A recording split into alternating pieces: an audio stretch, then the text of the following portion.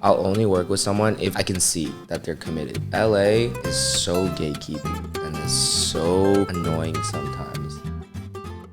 I am throwing myself into relationships and using that to validate myself. I have commitment issues. Me too.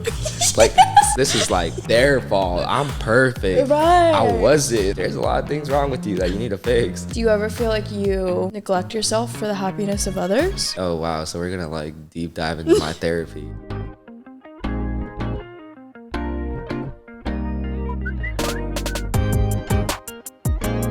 Hi everyone, I am Hannah and we are back for another episode of BULGOGI Pod. Here today is June Summer Park. We met through some mutual friends.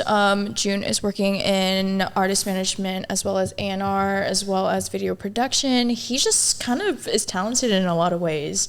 And yeah, we had a very cool conversation about just like self-reflection, being present, as well as just like grinding, being yourself. We went through a lot. It was a roller coaster. Yeah. It was a roller Yeah. coaster. Which like best types of combos. But yeah, that hopefully that's a good enough transition. We're getting into the episode. It was good. now. It was good. I had like a huge nerdy phase. I was Okay. like a Reddit kid. I used to just build up like this database of just random shit. facts. Mhm. Oh, interesting. So I'm kind of the same. I like feel like I know a little bit about a lot of things. Are you kind of like jack of all trades, master of none, or are you like pretty like set in your specialties and whatnot? I think I'm specialized, but I am like, I know a bit of this, a bit of that, a bit of this, and a bit of that. And it's like, it comes from a bad place. Like, I just have commitment problems. I have commitment issues. Me too.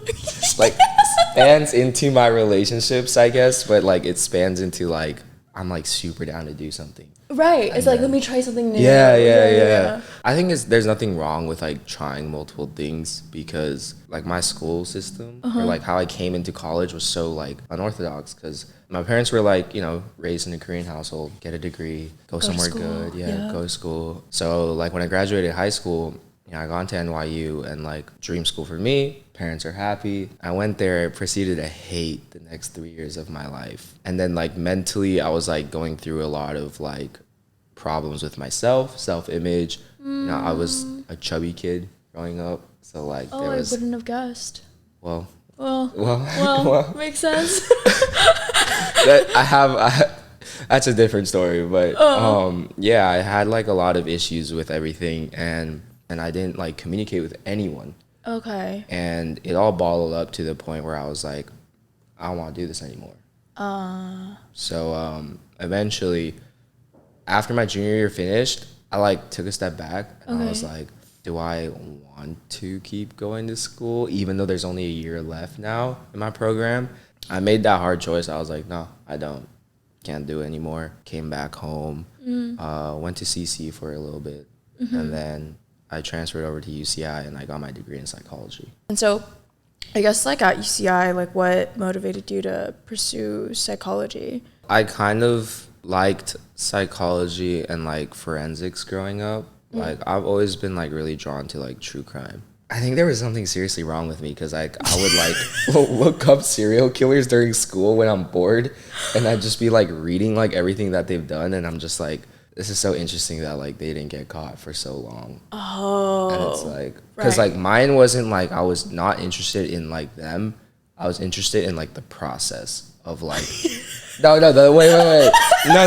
The process of like the investigations. Oh, and like, okay. Yeah, no. I'm like, justify yourself. The process of the investigations. That's why like I wanted to do forensics. Like I was like, man, some of these people are so dumb. Like I feel like this Like, clue was so obvious. Right. Like if you're going to commit a crime, like let's be a little smarter about it. Like let's not get caught. So I agree. Right. And I think like that's kind of what drove me into like doing psychology. I'm always interested in like how people are. I really do like the people interaction. It's very nice. It's so wholesome sometimes. It's also so terrible sometimes. But it just like came back and I was like, that's it. I'm done with creative. I'm so burnt out from like doing creative at school. But funny enough, when I was not doing creative stuff for school, my last 2 years at UCI, I was getting extremely busy with like things were starting to like kick off for like my creative stuff now. Wow. Okay. I love that. I love like when, now that there's less pressure on it, now that I'm like not trying as much, like if it's meant to be, it'll happen. And so, yeah, so you kind of got more into creative stuff. I know you have like background in like video production. And so what about now? What are you up to now? Now I'm kind of like, I still do video production. I also do artist management. I don't know why I like thought for so long. But That's okay. I do artist management. I know you know what you do. Fun fact, I saw Hannah at the show that I was throwing. Shout out Exposition. Yeah. But yeah, we had a show like about a couple weeks back. It was my first time throwing a live event. Oh man, what did I sign myself up for? Yeah. But it was really rewarding, really fun. I don't know, can you attest? No, I had a blast. Like, because, okay, right? We met through, like, mutual friends, like, through my sister and whatnot. And, like, I was like, oh, like, June is throwing a showcase for artists. And I was like, okay, you're just combining, like, things I love. Like, love music. I love supporting, like, our community. And then, like, live events is, like, my favorite. Like, it's, like, my absolute favorite. But then I've also been on the other side of it where it's like I know how much goes into planning, and so I have like that much more appreciation for it. And so yeah, no, I had a blast. I didn't pay her to say that. Like, oh yeah, no, she like did that on her own. Oh yeah. Like that was all her. No, like genuinely I was like, oh my god, this was so fun. So yeah, like you did a great job. You and your team did a great job. Shout out my team. Yeah. It was fun. But yeah, I do artist management. I'm nowhere near like where I want to be, obviously, but I technically picked it up at the beginning of this year. It all started with my friend Donnie. Donnie Daydream. Shout out Donnie Daydream. Yeah. But I was just like, hey man, like I feel like I'm kind of like doing some management stuff for you. Can I just like say like I'm managing you then? And he was just like, I don't think it's gonna change anything, so yeah. And like that's it. Like cool, yeah. I'm like, all right, like we'll do that. And I still consider him like my first like artist out of like, because I do 5 artists right now. Like I really like, I will only kind of like work with someone, and not just like art, like music wise, but I'll only work with someone if they're like, I can see that they're committed to what they're doing. Oh, yeah. Okay. Because right, like I think any sort of like creative endeavor, any sort of like art that you're putting out into the world, I think like I now more so than ever like understand like how like tightly you hold things, because it's like, this is my baby. Like I have to like my heart and soul is going into this. And so I think it's hard for people to put out their art. And so I can like understand why like one of your main criteria is like, as long as I see heart, effort, you know, like we're doing it. It's so emotional. It's so emotional. No, but that's true. And I know like anyone that I work with, like when I met like your sister first, and then I met you too, and like I met anyone recently in this year, I'm like, wow, like people that I can see like really care about what they're doing.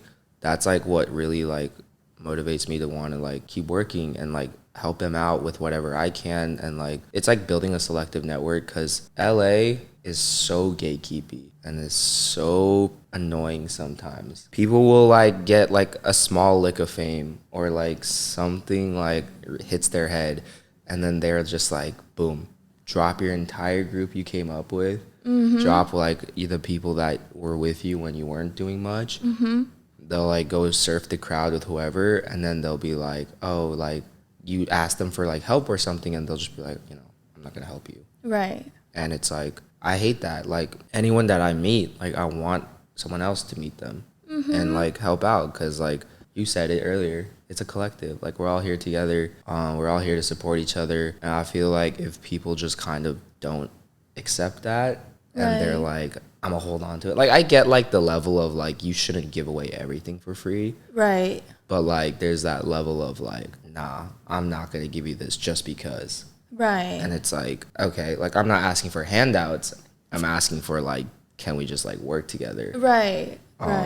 Because I think like, I've thought a lot about like scarcity mentality, and like I think that's where a lot of like the gatekeeping comes from, of like I'm not going to share my network, whereas I think I like stand more so like where you do, and in that like I'm like, oh, if I find something out that's gonna like help out another friend who's like doing a creative project, or even if like, right, like people will reach out and they're like, oh, how did you get started on podcasting and all of that, I'm like very willing to help, because I'm like, we're like, it's like a class, like we're all coming up together, and so just like being open about like resources and being like just like a good person at the end of the day. I feel like those are things that like I hold like very dearly, because I've like had my fair share of like, interactions with people, and I'm like, oh, we were tight before you got clout, and then you switched up. Exactly. Obviously, you and I have like a lot of clout. Like, oh yeah, like like literally, like you were shades on in the car. Okay, like, while like we're just like thinking like, oh, like should I take him on or off? Right. But like, no, on the real note though, like, you and I, like all of us, like our group, like our collective like family and like friends here, like we're all like, I wouldn't even consider anyone in my like circle of close friends as like blown up yet. And it's like, people have different tractions in their life. But like, I don't think anyone's like, like Triple S, The Weeknd, right, like, big star, right. And like, so like, I just don't think there's a reason ever for like an ego to like develop if you're like still kind of with all of us working. We're all trying to figure it out, right. And if we're like helping each other, that's cool, right. But also it's like fun when you're like able to like collaborate on creative projects and whatnot. And I'm gonna use this opportunity to say I'll call you out if you ever switch up. Please do. If anyone, like, that's the one thing I promised myself, was like when I entered into all of this, whatever this is, like this huge thing, I like said like I don't want to switch up, because I really do, at least I think I do, care a lot about like people and myself. I'm a very like, if everyone else is happy, I'm happy.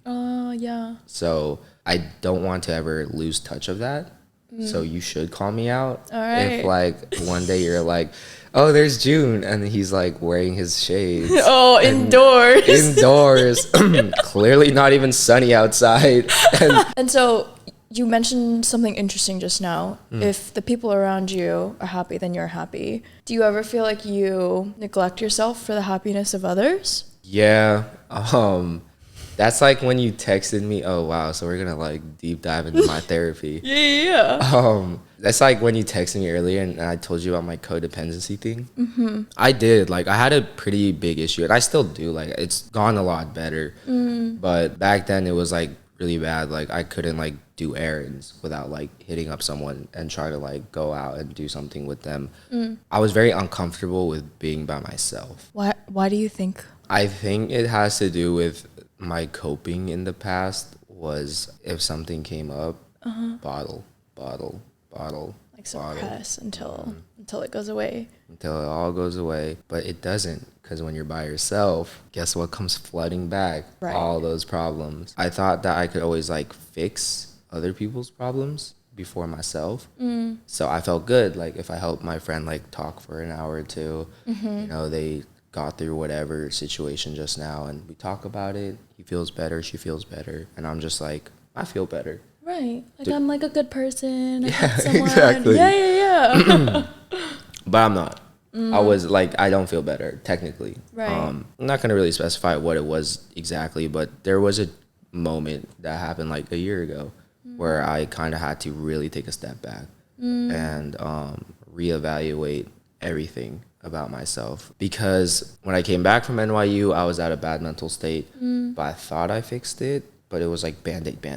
Oh, right. And then like fell off, and all the band-aids like fell off, and I'm like bleeding. I'm like, oh my god, overhead surgery. Oh my god, my mental problems. Yeah.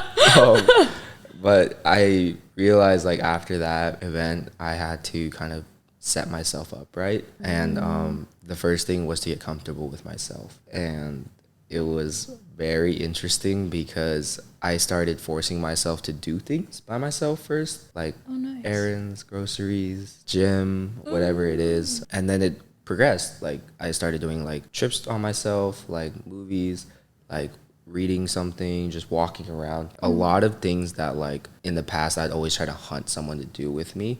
Right. But like now I'm just like, I'm gonna do this by myself. Like I feel fine. Oh, okay. Yeah, because I like very much, I don't think I've ever like considered myself codependent, but I have a very hard time being alone in my thoughts. I think like, you know, same as you, I like try to be honest with myself and my emotions, and I feel like to an extent I am, but I know that there's like a deeper layer that like I don't really hit. Like there's definitely like a deeper like vulnerable layer that I never show anyone.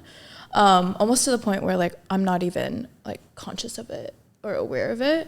And so I've been trying to like do things alone. Like I literally like went to go eat alone, and like I think when I get the most anxiety is Friday night. I don't have any plans. I'm home alone. FOMO. Yeah. Major FOMO. Yeah. It's like, I get that. I'll be like, oh, like I'm so tired. I did something like every single day this week. Let me just chill at home. And this chill sesh like turns into an anxiety sesh because I'm like, what do I do with myself? Like I can't even relax. But I think like, you know, through practice and like literally just like through repetition, it's like, oh, okay, I think I know how to like be by myself. Be happier. Yeah, for sure.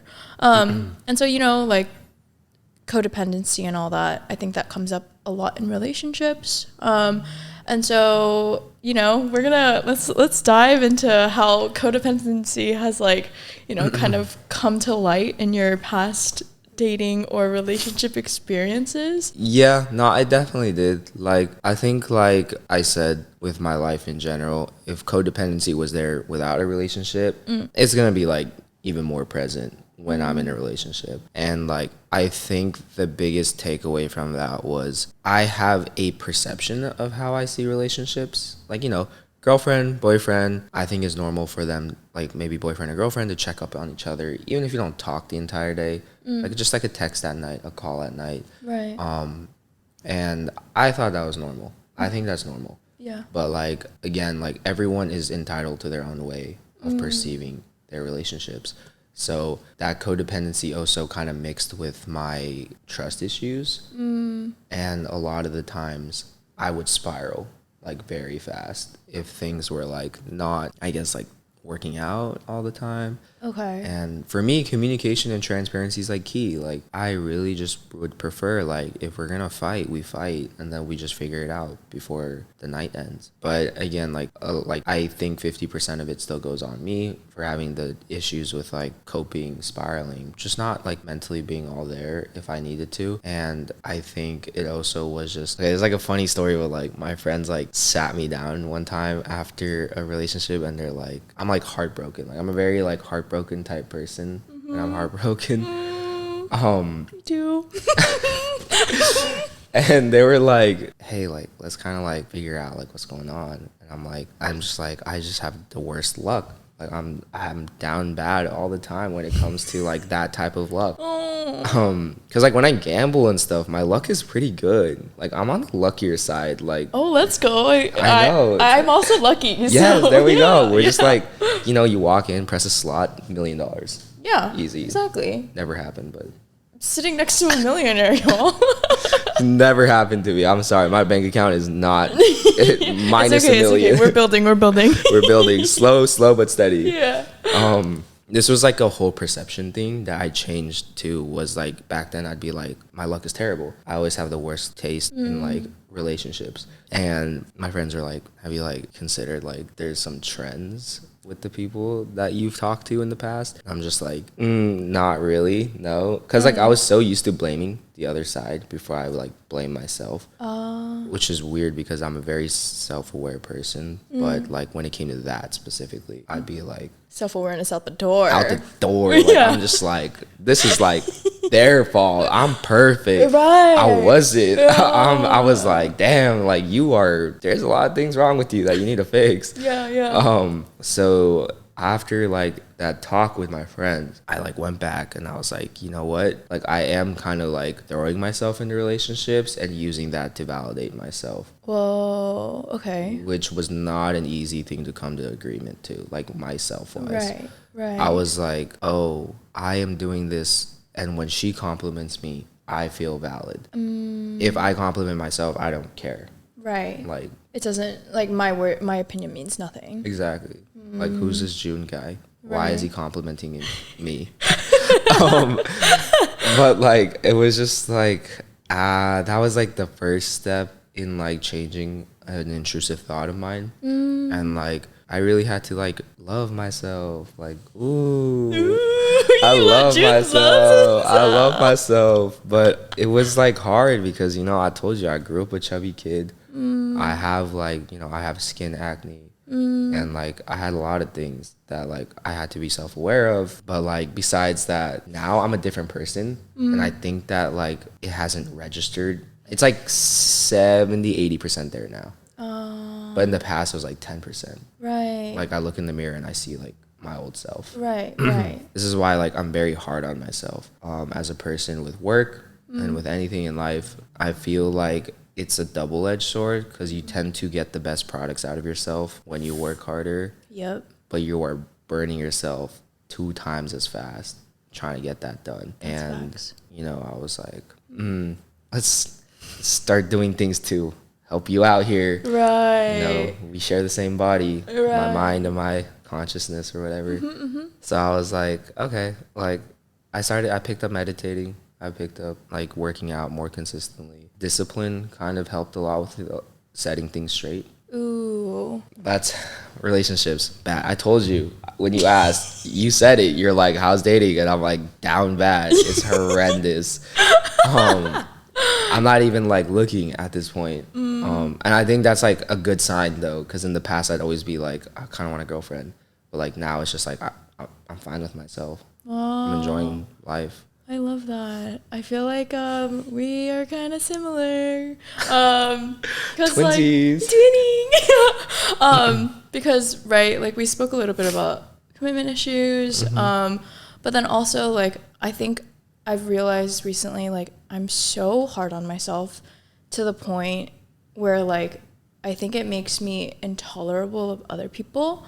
And so I've noticed that, like, one of my like kind of defense mechanisms of like not getting vulnerable and not getting too close to anyone is like I will hold them to a very high standard that they can't meet.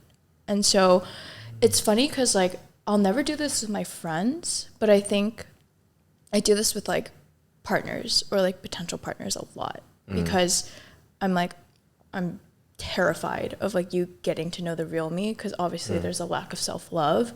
And so I've really been like working on like validating myself, no longer like downloading the apps just for validation. The ego apps. Yeah. And like I think also admitting to myself that I'm like a human being that like needs attention has been like kind of freeing in a way, because I think I used to overextend myself a lot. I was very like people pleasing, would never voice my opinion because I wanted to make sure everyone else was good. And so, right, like one of my first questions, it was directly like related to my own experience of like, I was giving too much and like completely disregarding myself. Like I was so used to that. And so it's taken a lot for me to like be selfish, but I think like selfish in a balanced way, you know? Like I think I did a mid-year like journaling reflection and I was like, this year I learned to be like a little selfish, and I think it's like been really good. And so I guess like just making sure and like keeping myself accountable and like there being balance in that. Even with dating, I'm kind of chilling. I'm like, I don't need to look. You don't need anything. Yeah. I mean, you have yourself. Yeah. Justin Bieber said that.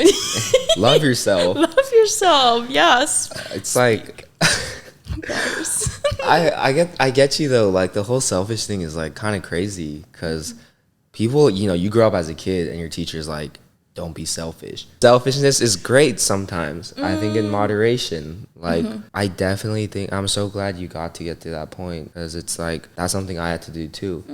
Be selfish. Tell people no. Right. You know, I can't do that. I can't help you with this. I don't want to talk about your relationship problems right now. Oh. It's like, be selfish for yourself. Right. Because this is such a morbid way of looking at things, but I've told myself this ever since I was like 16. Okay. Once like everyone in my life like somehow like dies or disappears, like my family, my friends, and everyone, like I only have myself. Like you only have yourself. Right. And like the only person that's gonna take care of yourself is yourself. And like that helped me really kind of like cling off of the codependency thing, because I was like, I want to rely on myself. Like I can't rely on someone else and then like not dies but disappears. Right. You're just like, okay, what am I supposed to do? They're gone now. My life is like completely restructured. Why would you structure your life around someone else when you are the main character of your story? Right. So I think that that's like a hard thing to come to realization to, because you know, Mr. and Mrs. Smith from 3rd grade is telling you split all your cookies with everyone. And you're just like, nah, these are mine. Like, I'll give you one. Like, I'm not giving you all of them. Here, I'm drawing boundaries. Yeah, we're drawing boundaries. And like you say that, your principal's office. Right. You're done. Right, You're done. right. I'm gonna start weaponizing therapy language now.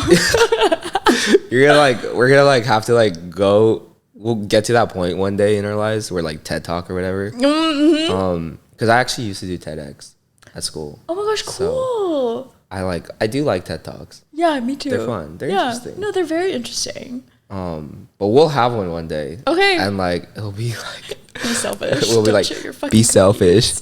Keep your fucking cookies to yourself. Yeah, exactly.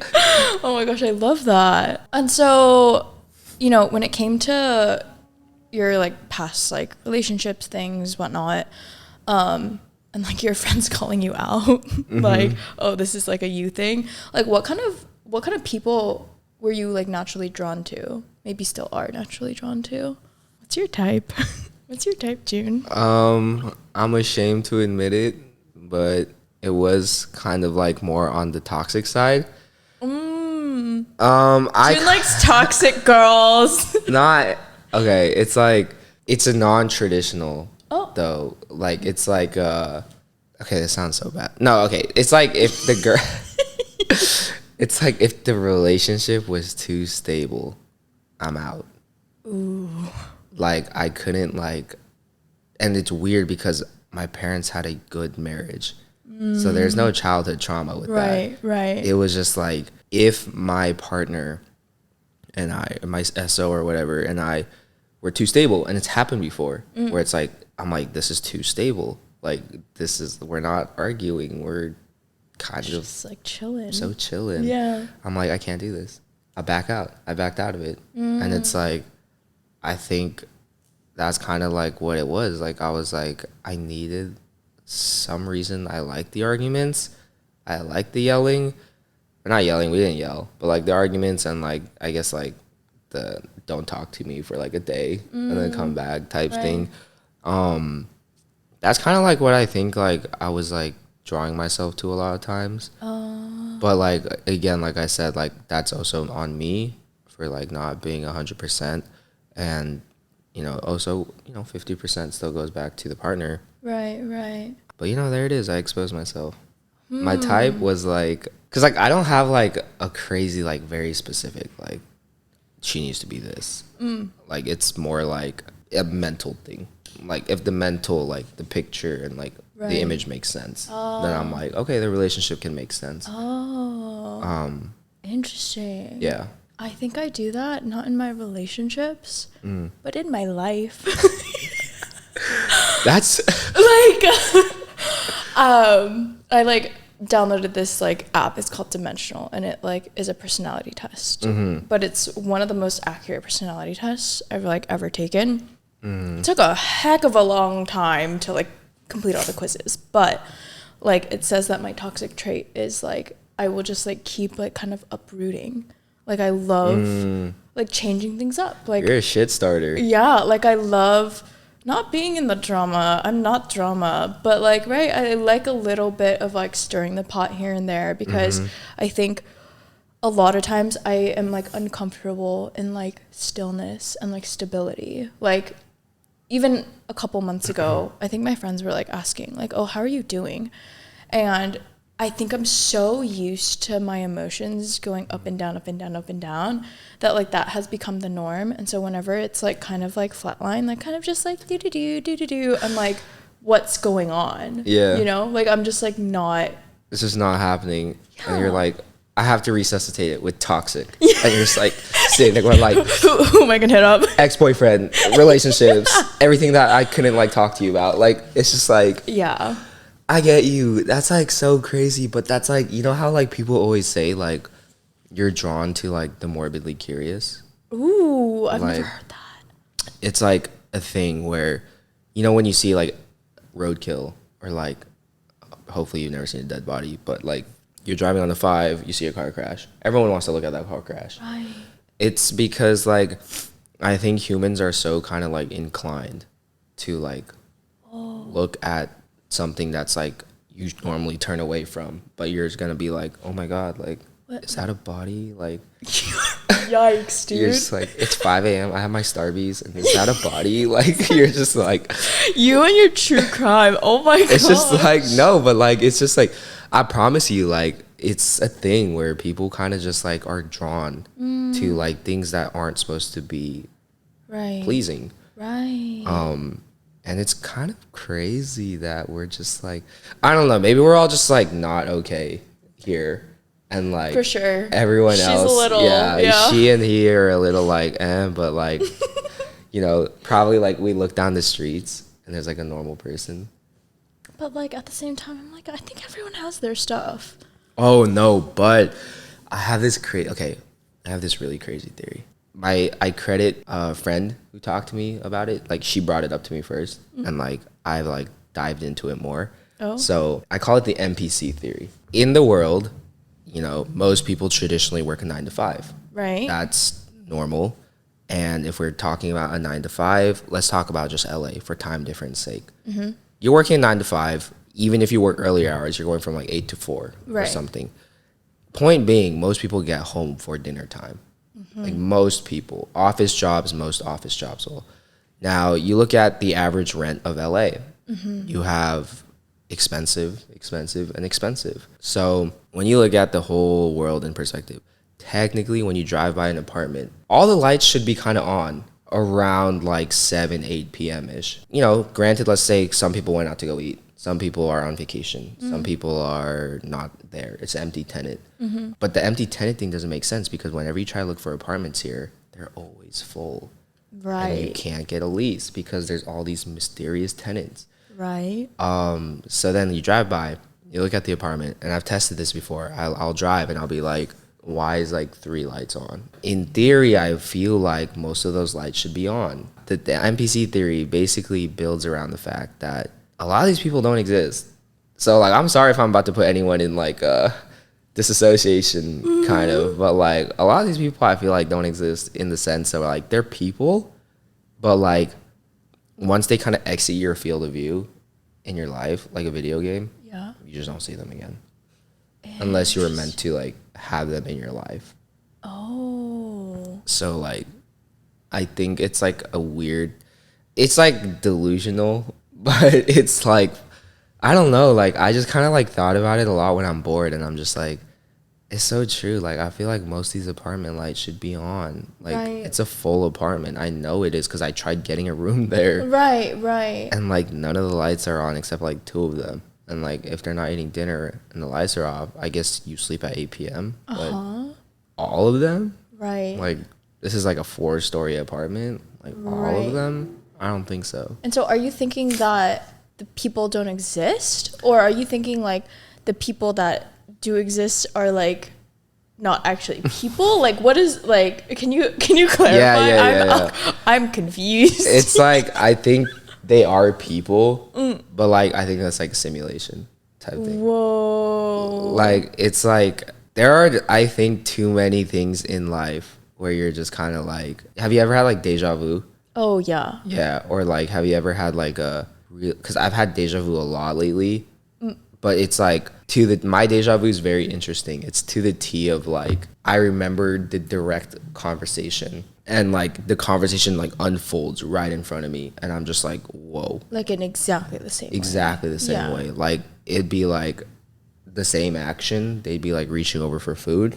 Oh. Saying a certain line, and I'm like, dude, I've experienced this before. Right. But like there's no way we could have, because the topic of the conversation is so current. I don't know. There's some things that just kind of like interesting. Don't like, they're kind of weird, and I'm just like, I don't know. Life is weird. Life is strange. I've literally never considered that before. I think I'm gonna drive by some apartments. You should. There's a lot here. Wait, yeah. Like there are so many apartments, and I'm thinking about it, right? Like sometimes I'll record here at night, and I'm like, I've like never seen anyone in this building. Like literally never. Even over there, I'm like, oh, okay, I feel like the TV is always on over there. Never see a single person.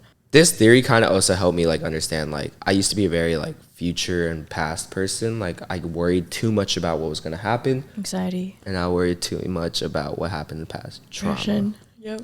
Depression and trauma and anxiety. But I started focusing more on like the saying, like it is what it is. Like it's the present. Like you just focus on the present. I've really been like living by that now. Life is so much better. Go to your past, uncover certain things, explore it, and accept it. You should plan carefully, but not stress about it. Right. But the present is where you should be the most of your time. And I'm like, wow, like I really like being here in the present. Like I'll have stuff happen to me, and I'm just like, whatever. Right. Like I'll figure it out. Yeah, I'll move it on. Yeah. I think like I've realized now, like it took a few years, but that like life is just like constant problem solving, and I have to like not get so like worked up about it, because right up until this point, everything that I've gone through, it's been figured out. And so like if I think about it like that, I'm like, okay, that means that like everything in the future will get figured out. Even if it sucks, even if the solution sucks, I'm like, okay, I have confidence that I like maybe have gone through it by now, and like can readjust to, whatever the current problem is. And so, yeah, I mean, with being present, I think that's like constantly one of my goals, because like I tend to run anxious. And so like, when you like are practicing being present, like how exactly are you doing that? Like how are you pulling yourself into the present if your mind is elsewhere? It's honestly kind of bad, but it works for me. Yeah. I will literally just be like, I will convince myself that I don't give a shit. Like I will kind of like mentally draw on it and be like, no, I don't care. I'm over it. And then like it snaps me back, because if I don't do that, like I start worrying like, damn, like what am I gonna do now? Like, I have to worry about this. If I don't have to do this right now, I don't care. Like if it's something like I need to pay attention to now, I pay attention to it now. Right. But if it's like I have a couple days to figure it out, I'll figure it out. Like I usually do. Right. And that's another thing I have to remind myself, is that I figure it out. Like I'll make it work. Yeah. Best way? No. Right. But I'll make it work. Right. But yeah, it's just the art of like kind of like, I'm not gonna give a shit. Wow. Yeah. Oh, that's interesting. You should do that. Okay, I'll do that. Just like ask yourself really quickly, do I need to worry about this now? No. I don't give a shit. Okay. Yeah, maybe I need to get into that practice, because like I think a lot of the times when I'm not being present is like when I remember something I have to do, right? I'm like, oh shit, I gotta text someone. Oh shit, I gotta schedule something. Oh, I didn't write that email. And so maybe like writing things down will help, even, because then, like it does. It'll always be there, and like I can like just live in the moment. And so, ooh, I like that. You should, because like I have like, I told you, like I have management for artists and I have video production. Every Sunday I have like this thing on my notes app, and I just put like Monday, Tuesday, Wednesday, Thursday, Friday, Saturday, Sunday, and I just write like what do I have to do Monday, Tuesday, and it really grounds me, because like I'll check it like at night every day, and I'll remind myself, oh, I have this, I have that. How close of a timeline am I getting until that's due? Oh. And like it helps you kind of like stay rooted with like not having to be like, oh, I think that's due soon, maybe I'm gonna, and then you start spiraling because you're like, oh my god, that's not done, that's not done. But I think like when you kind of ground yourself and like focus on what you, and like the days that you can enjoy because you can afford to do it. Like I used to feel bad, and I still do actually. Like this is the one thing I haven't fixed about myself, is like if I feel like I'm not doing anything productive or not working, oh my god, I'm like the worst critic. I'm just like, you're such a lazy piece of shit. Like you're never gonna make it. Yeah, like, you're never gonna make it. Exactly. Yeah. Exactly. And it's funny because like my friend yesterday literally told me, she's like, you were working yourself to the ground. And I'm like, I don't feel like I am, but like I think it's a bad sign that you and I can relate to, that if we're like trying to purposely, like I'm trying to fill out Monday through Friday. Oh. Like to the T. Oh, like, yeah. I'm waking up and having a meeting. I'm waking up and having another meeting, and then I'm jumping into another one, and then I have to work on some call sheets, and like I'm like jumping from things to things. Like that's when I feel like really like, oh my god, like we're doing this. We're doing it, LA Live. But like it's like that's so unhealthy. Like we need to give ourselves breaks. Yeah. And when I do it, I hate myself for it, but I know I love myself for it because I'm like, this break was needed. Right. Like, it's a very hindsight thing. Yeah. But for sure. And I also think like I am like kind of hesitant to plan, but something about what you just said about like your planning is like grounding. Like I think I'm hearing it at the right time. Like it's hitting at the right time because I get it. Like I'm like, oh, there's like freedom in planning, right? Because if you're able and you know that like you have to do these certain things, then you can also plan for like free time. Like you can also plan for like spontaneity even. Because like I think like, you know, I am a planner in ways, but also not. It's very weird. And so I'll kind of stack my calendar to the point where if my friend's like, oh, do you want to get dinner tonight? I have plans. Like I can't. And so even planning for like, oh, let's like make this a free night. Like if anything comes up, cool. If not, spend time with myself.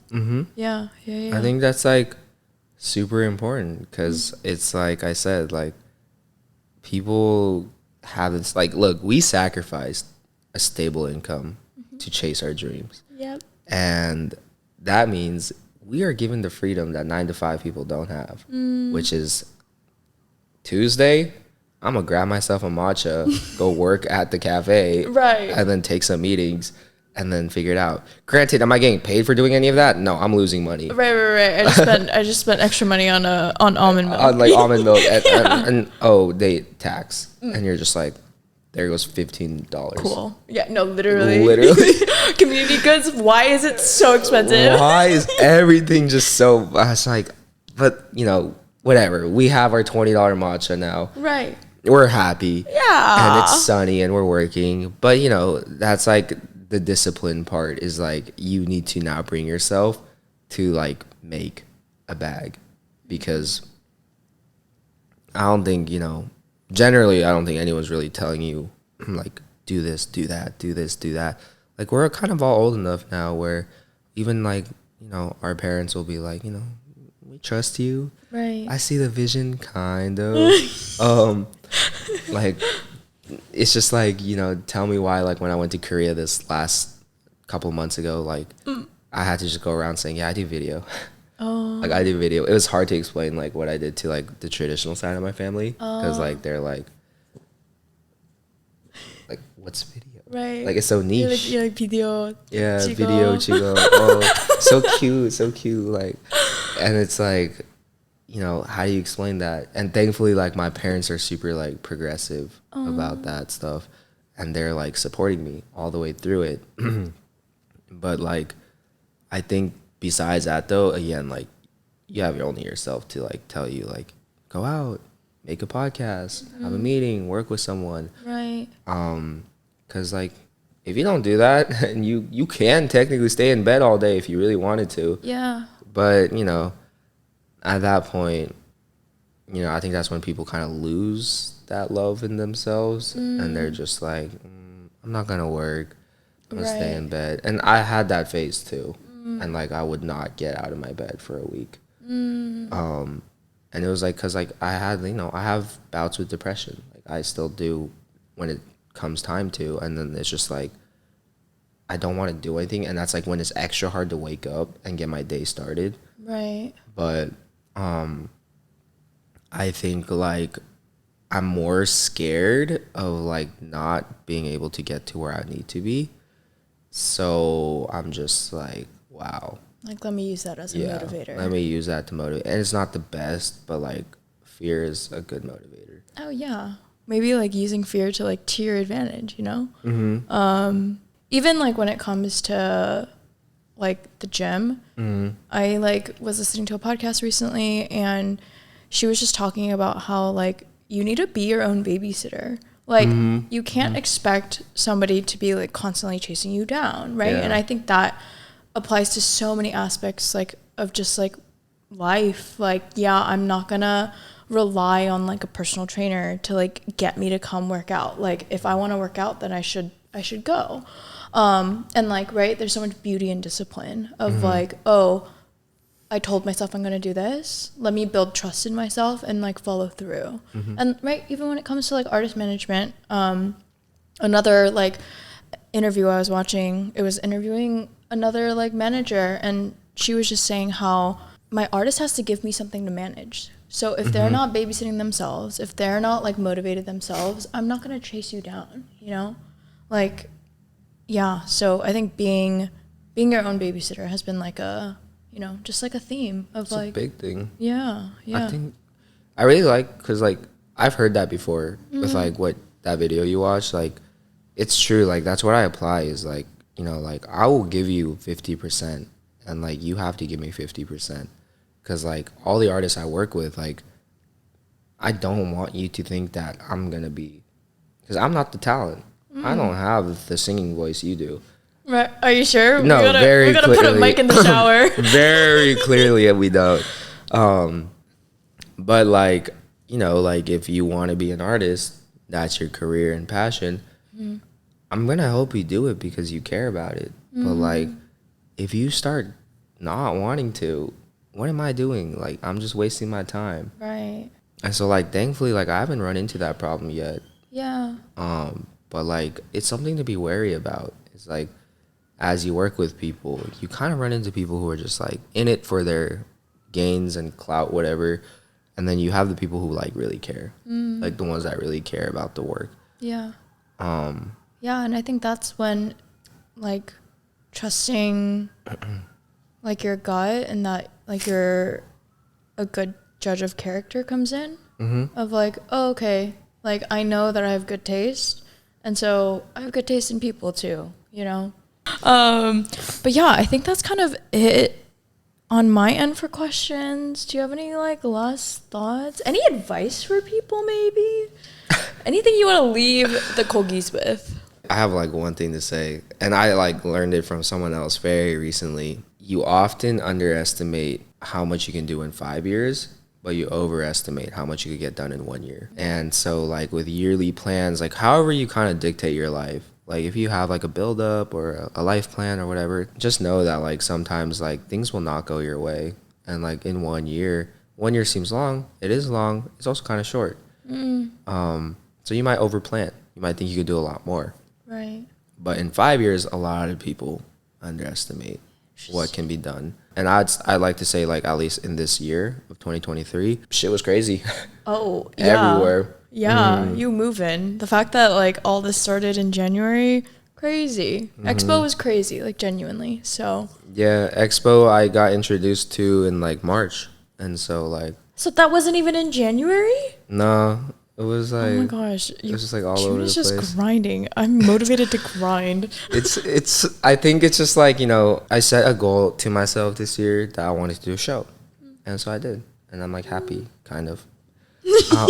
I'll never be happy. Okay. Like, it's like, you know, like, so that's happy. what it is. Yeah. But like, I think, I think like if you're planning stuff, take it like one step at a time. that's why I try to tell myself that too. So this advice is to myself and to all the Kogis. Right. But like, take it one step at a time. There will be times where things just bottom down, like go south.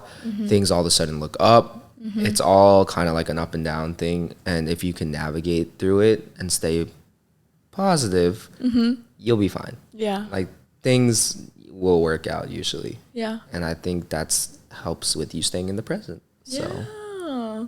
Wow, what a nice wrap up. But yeah, thank you so much for joining. Thank you guys for listening. I hope you guys like took away as much as I did, because like a lot of this advice, I'm like, oh my gosh, we're so similar. Oh my gosh, we're like, really the same. Yeah, you're speaking we're to me, twinning. But yeah, please check out June's stuff, his progress in his career, his artists, all on June Summer Park on Instagram. Yeah, you can check out his website too, it's cool. But yeah, that's it for today. I will catch you guys next week. Bye. Bye. Thanks for having me. Thanks for being on. Thank you for your time.